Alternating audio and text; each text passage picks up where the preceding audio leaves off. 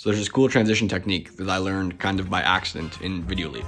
I call it the quick zoom motion blur. I don't know what to call it yet, but this is it.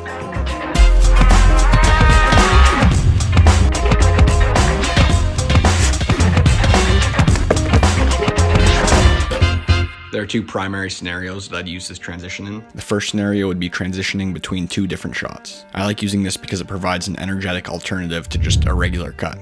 You begin by importing the two clips you want to connect into Videoleap. After trimming them down to the length you want, set a keyframe a few frames away from the end of the first clip. Then scrub to the end and use two fingers to reposition and match it as closely as possible to the beginning of the next clip. This creates a super quick zoom in. I like to repeat the same process with the beginning of the next clip to help make it a smoother movement.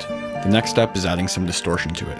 I go into the effects tab and select prism blur, and then place it over top of the part where the transition would be taking place. I set a keyframe at the start and then turn the intensity down to 0 and use two fingers to make the circle really wide.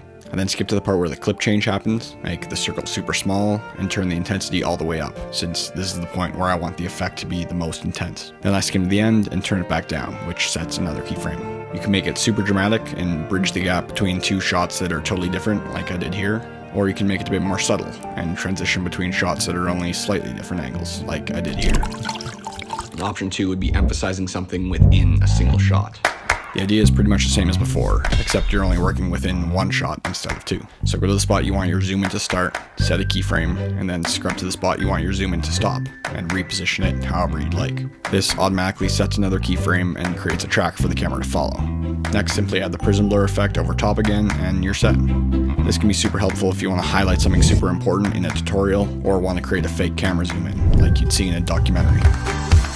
As a final touch to both techniques, I like to go into the sound library and select a sound effect that complements the movement, something like a swoosh or a whoosh. And that's that.